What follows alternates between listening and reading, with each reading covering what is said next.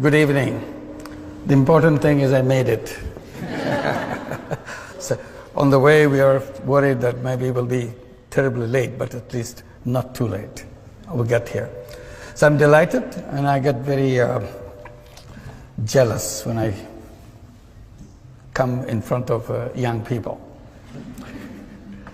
I get jealous because you're so lucky. You're lucky because you're born a few years back. Unlike us, in the prehistoric days, we were. I think the reason that I'm jealous, I see how powerful you are, the young people of this time.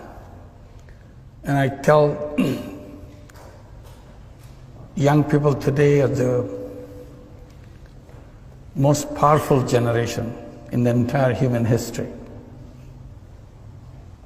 Not because these young people today are smarter than before, it's about the same, smartness is the same.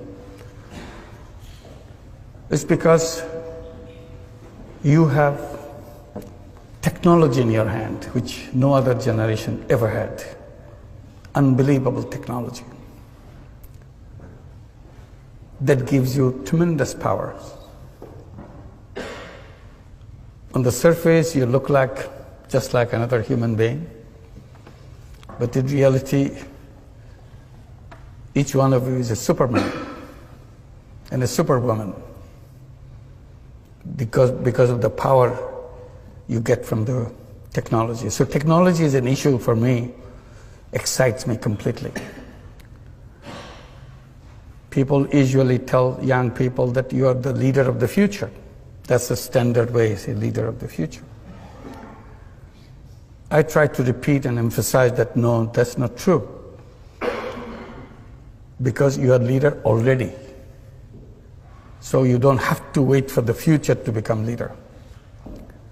A 15-year-old today is more powerful than probably 30-year, 35-year-old of other generations. So what do you do with that power? That's the issue I raise.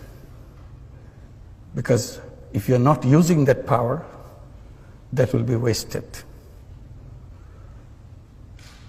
So first, to feel that you have that power, the amazing power that no other generation in history ever had, and decide how you're going to make use of it. My story begins not about power. My story begins with frustrations. I was born in a country where in each direction you see it's a lot of frustrations, a lot of disappointments, a lot of things you wish didn't happen the way it happens.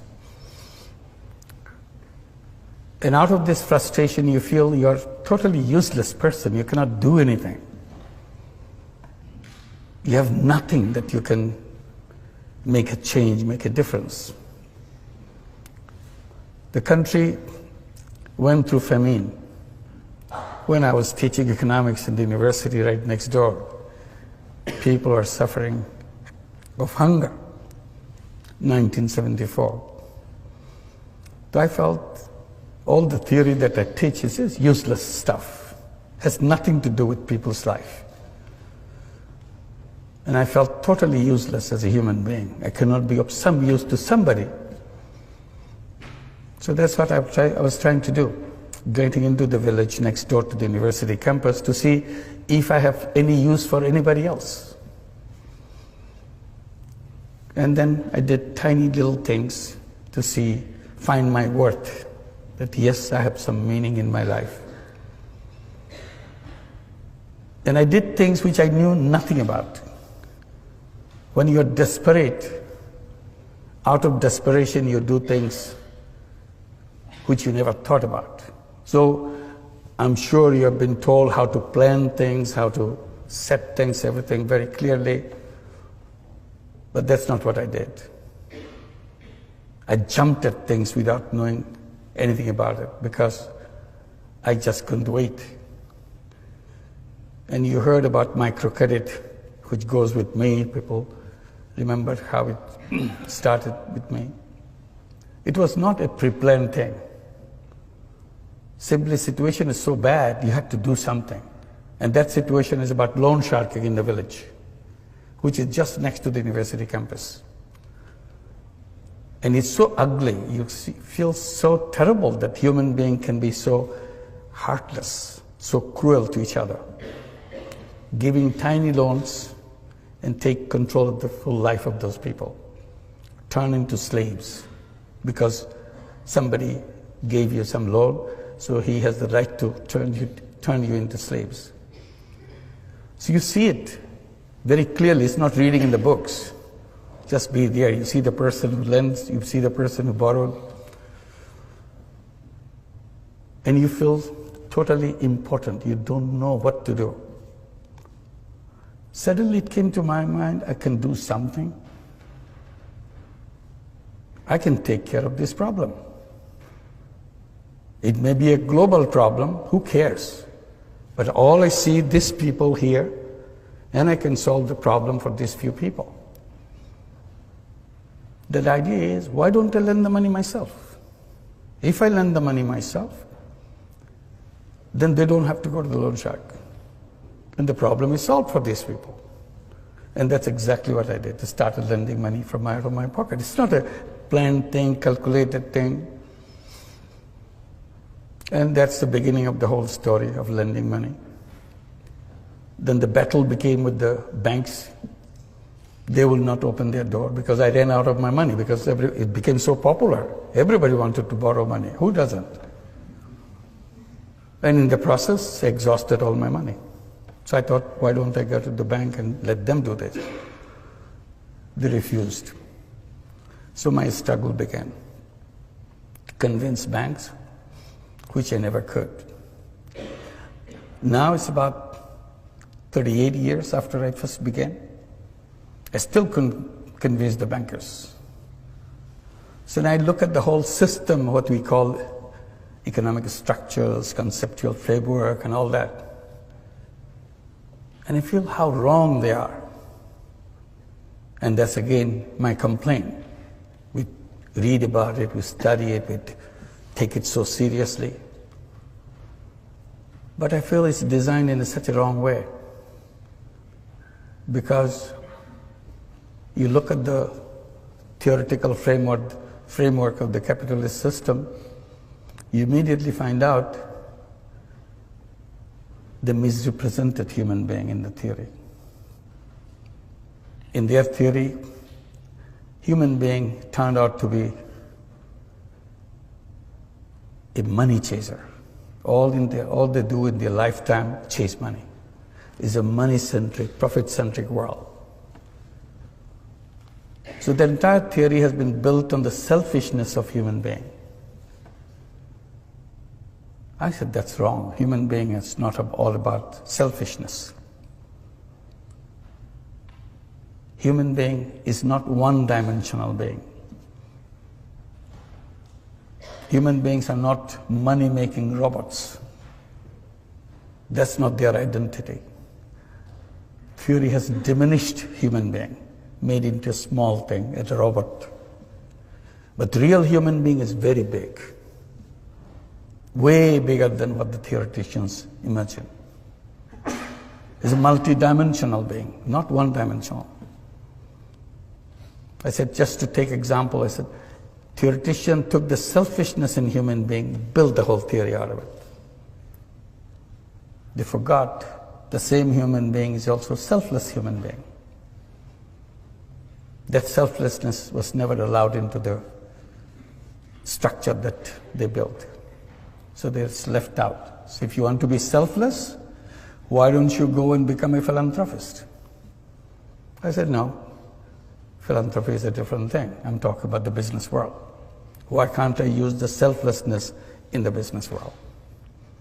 And that's what I did without knowing about it. When I started working with the poor people, particularly poor women, I see so many problems around them. And I jump at doing something about it. Again, knowing nothing about it. So I start, every time I see a problem, I create a business to solve that problem. It became a habit with me. And I created so many businesses. But a very different kind of business. People become curious. Why do you do that? It's not a business. I said, yes, it's a business. What do you mean by business? It has to be sustainable. That's what the quality of business is. So whatever I do is sustainable. There's a two-way flow. There are expenses, there are inflow, income, and so on.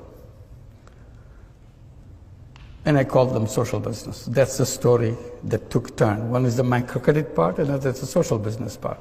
And I created a lot of those social businesses. Then something happened when we are trying to get all the young people from Grameen families. We have 8.5 million families in Grameen, all poor families. We gave them all the encouragement to go to school because their parents are absolutely literate, all of them. We said illiteracy stops with their parents' generation. Second generation coming out in the Grameen families must be literate. We did everything possible to make sure it happens, and it happened. We sent them to school. We gave them scholarships. We gave them all kinds of encouragement, and then started giving education loans so that they can go to the higher education. As they start coming back from schools with higher education, they get very frustrated. Where's my job? There's no job in Bangladesh. Very difficult for a poor young man or a young woman to find a job. In the beginning, I have no answer to that question, where is my job? Then, I turned the question into another question. The moment say, we don't have jobs, what do we do? And I said, who said you have to have a job? Did your school tell you that you have to have a job? Did your teacher tell you? Did your textbook tell you that you have to have a job? How did this idea of job got into your head? They get very puzzled. Aren't you supposed to have a job? I said, you are young people of this generation. You're lucky young people.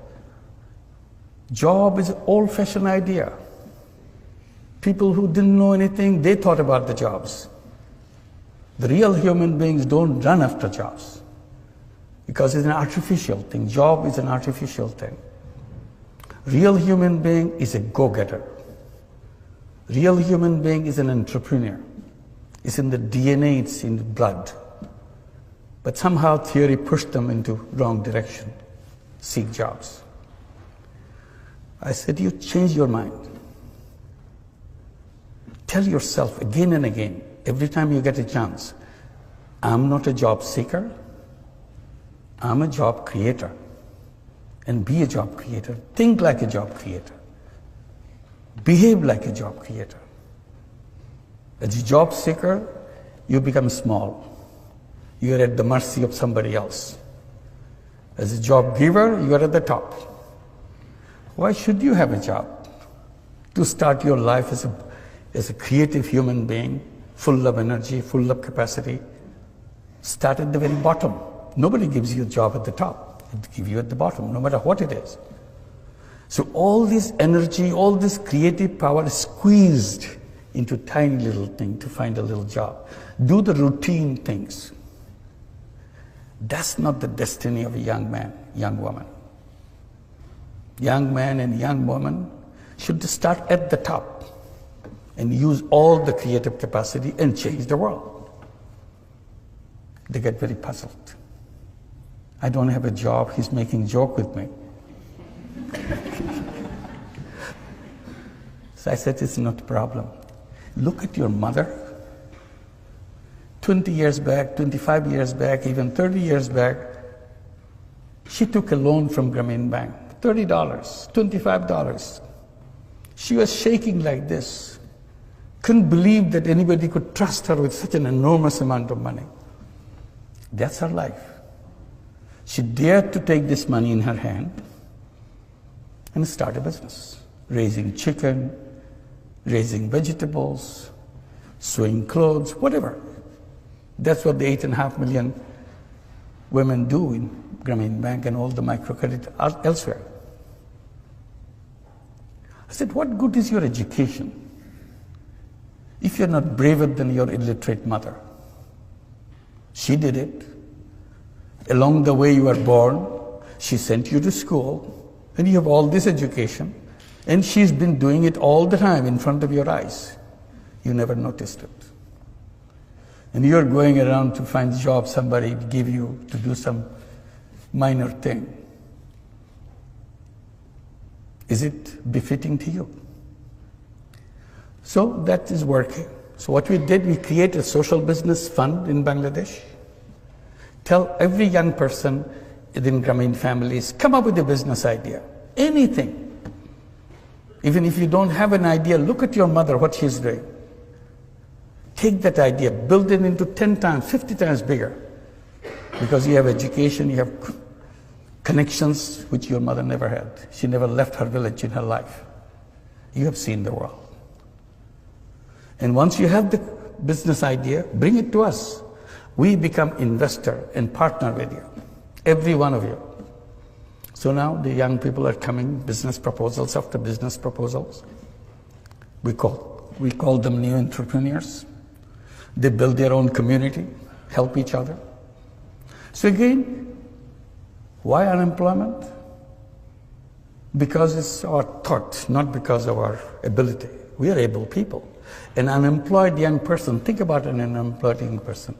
Is something wrong with him? Is something wrong with her? No. He's a very creative person, dedicated, energetic person. Who makes him or her unutilized?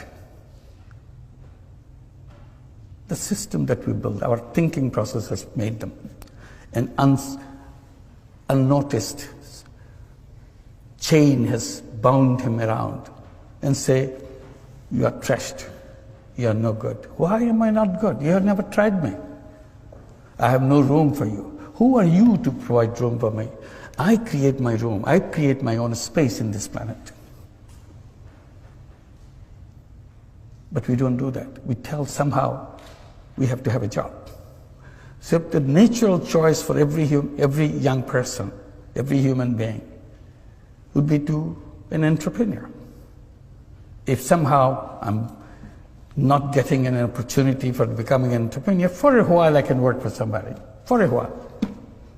Because ultimately that's what I should be my own, and create the world for my own way. So my story is about this, about microcredit, which is not about just lending money. It's unleashing the capacity that every human being has. And the system denied them that right. Like banking system is close to more than half the population of the entire world. It works only for the rich. If you notice, most of the institutions that we build are designed to work for the rich. And then we blame the poor for being poor. I said poor are poor not because of anything wrong with them. You simply denied them the doors to open. I give the example of bonsai, little tree. I tell that, look at the bonsai. You take the best seed in the world, put it in a flower pot, and give all your love to it, let it grow. It grows only this big. And you ask the question, is something wrong with the seed? No, nothing wrong with the seed. Then why is it so tiny? Because we didn't give them the space to grow. There is no base on which to grow. I said, poor people are bonsai people. There's nothing wrong with their seed. Simply, we didn't create a society to give them the base on which to grow. And then we blame them for being so tiny, so poor. So natural human being has no reason to be poor person. Natural human being has no reason to be an unemployed person. We made it happen for them. That's my complaint. I bring it to you. As a new, powerful young people, you'll create a world where the word poor will not be necessary. And I keep saying that poverty should be in the museum, not in human society. In the museum to show our stupidity, how we punished human beings for no fault of their own. And you'll create a society where there will be no unemployment. The word unemployment will not be understood. People will not understand, what does it mean, unemployed? Why should anybody be unemployed? The first thing to do is to make the word unemployment unemployed. And that's the beginning. Thank you very much.